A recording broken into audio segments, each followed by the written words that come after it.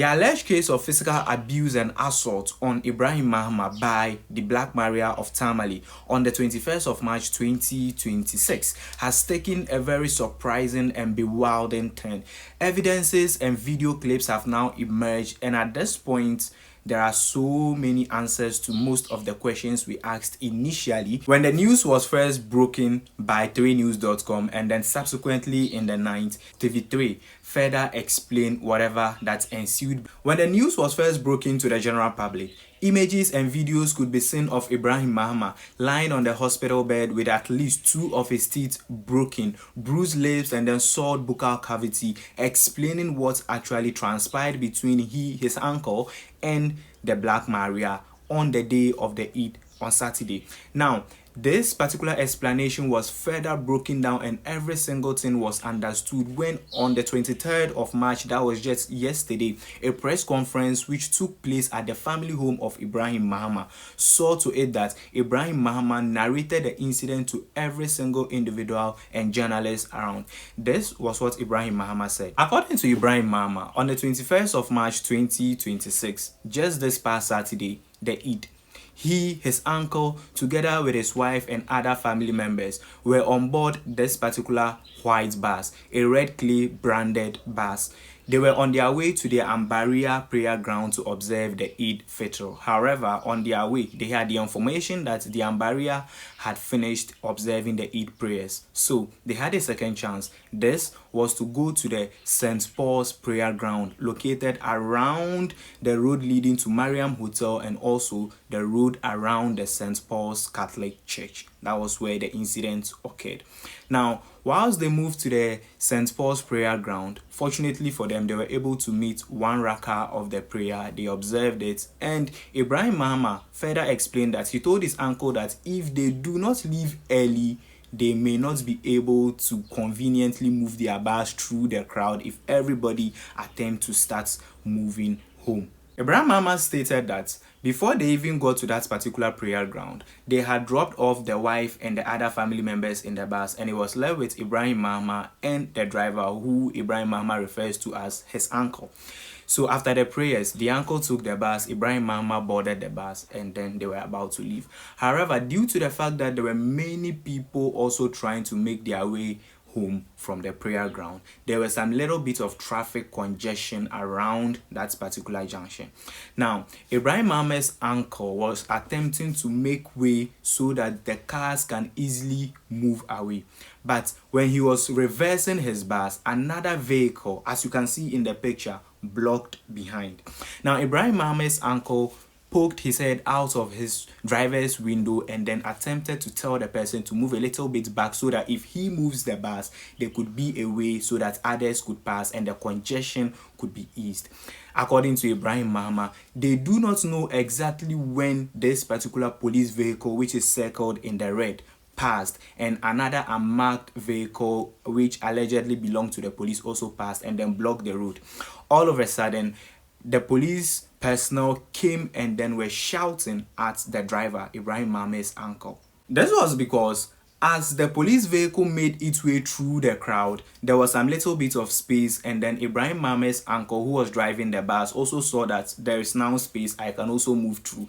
If you look at the picture clearly also, of course, the police vehicle is the only vehicle blocking the road. The bus could have made its way through and then ease the congestion. However, the police stopped and started banging at the windows of the bus and then shouting at the driver and the passenger, who is Ibrahim Mahama, the artist.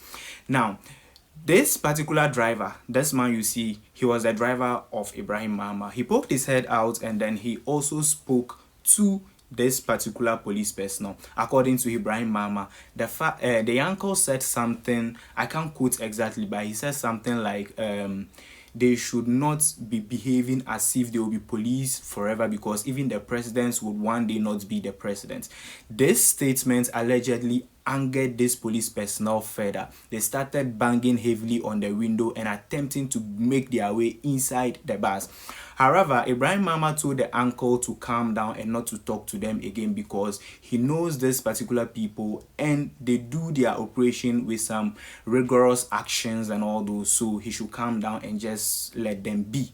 However, That did not stop the police from making their way into the bus. All of a sudden, according to Ibrahim Mahama, he doesn't know how because they locked all the windows and doors, but the police were able to make their way into the bus through the driver's side.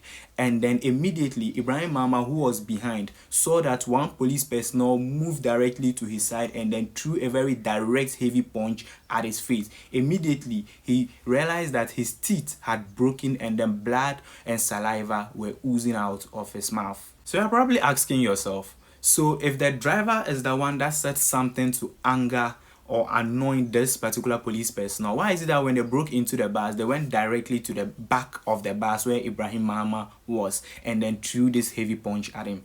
The thing is, whilst all those commotions were ongoing, Ibrahim Mahama took out his phone and then tried to take pictures of whatever that was going on. In case of whatever that has happened, there would be evidence of how it started and how it ended and whatever transpired.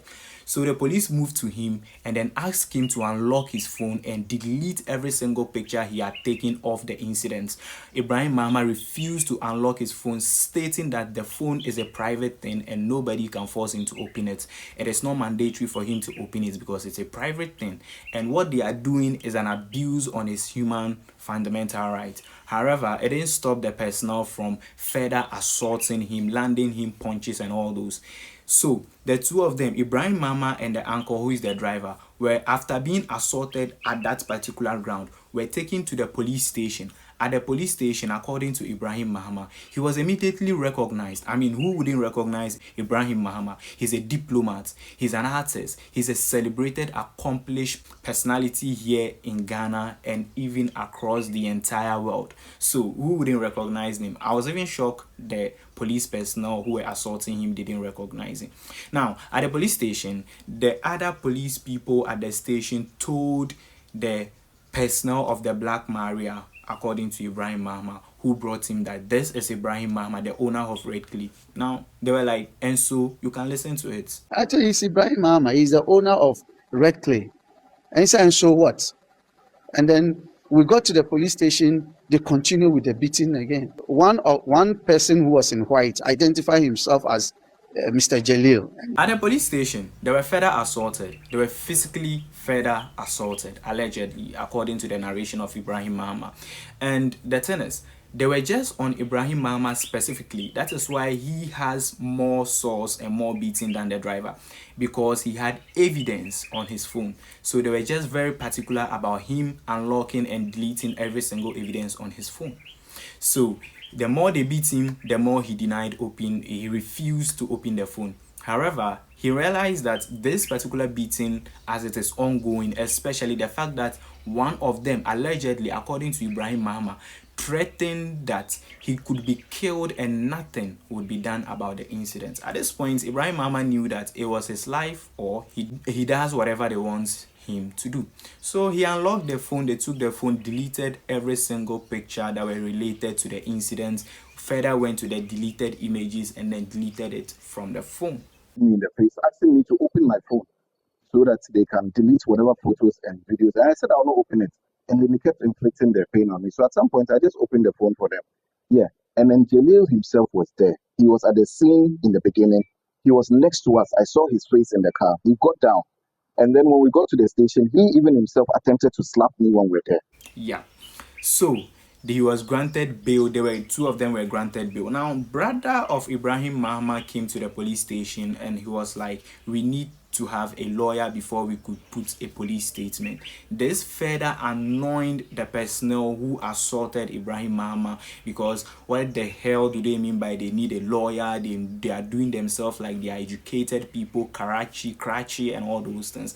Like, I don't know. There are certain things about Ibrahim Mahama and the whole thing, aura about him, that were annoying the personnel or something. According to Ibrahim Mahama, when they got to the station, they informed the police that they are family of the very popular Alhaji Savannah. This didn't change anything. The police personnel also asked them that, and so. And according to a video which circulated, it could be heard from the background somebody saying they have suffered more for the party and blah blah blah.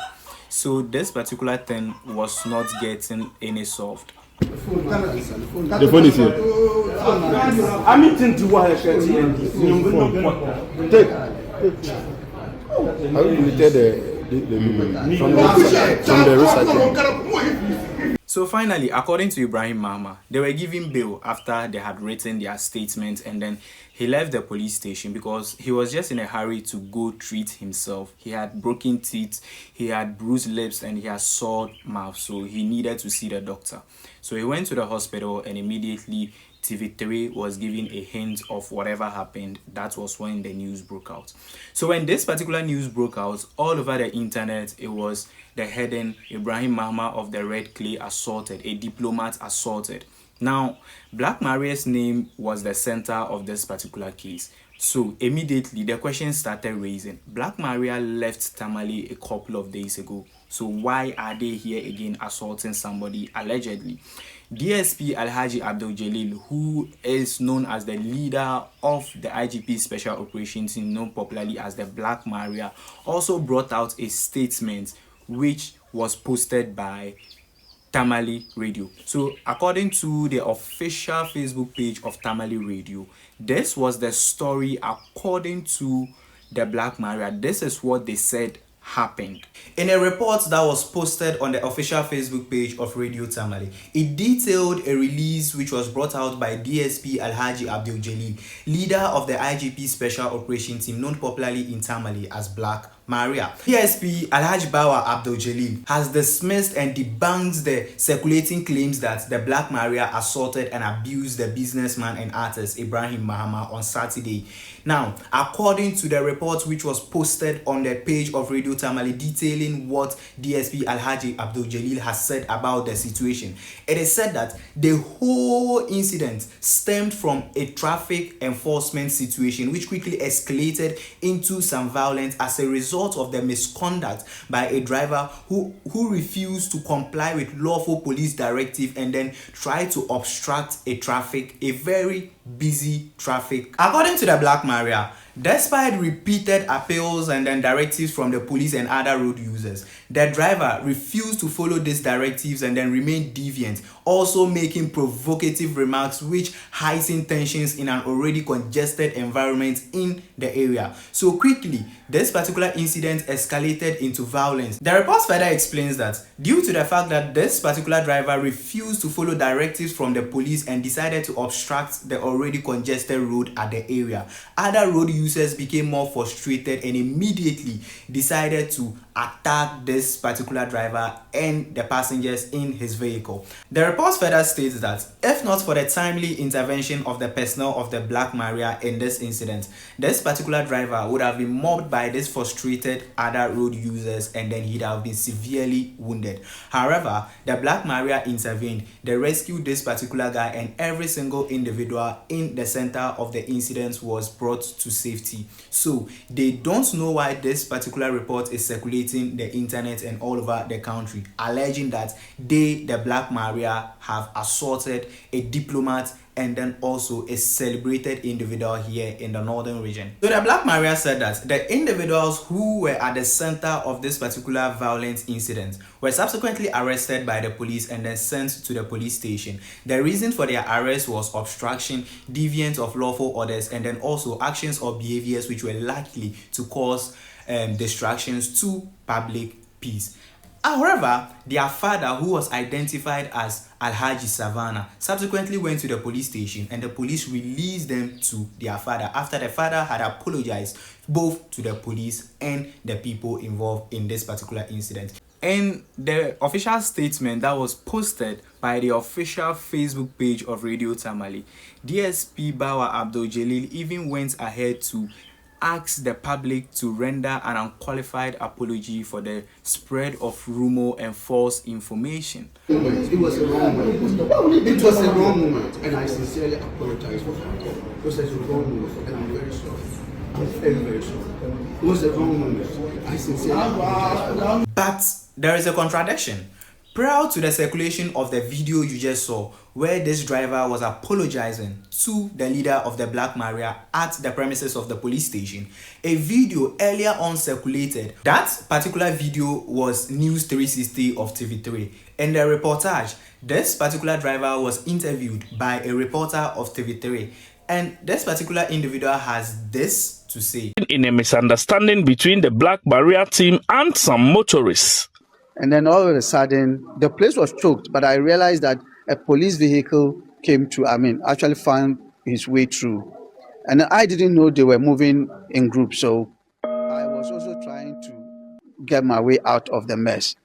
And then there was this car, I didn't see anything, it was a white car. And then they asked me to stop, and then I stopped. And why am I moving forward? And I said, oh, but the place is cleared for all of us to actually go. This just forced themselves into the bus, and then my handle, my boss, they beat him up mercilessly, beat me up mercilessly. Just look at me, just look at my dress, blood all over. They beat us up, and then my boss had to lose 2 teeth. Actually, it's Ibrahim Mahama. He's the owner of Red Clay. And he said, and so what? And then we got to the police station, they continue with the beating again. See, speaking to the press on this particular matter, the Northern Regional Minister, Ali Adolf Umburdiba, stated that the Black Maria are not expected to be operating in the Northern region. And if at any point or any reason at all they decide to come to the Northern region to operate, then they should have reported to the Northern Regional Police Command. However, the police command are also stating that they are unaware or they can't acknowledge the presence of Black Maria in Tamale. So, according to the regional minister, this is a violation of human rights. It is also a violation of the regulation of policing.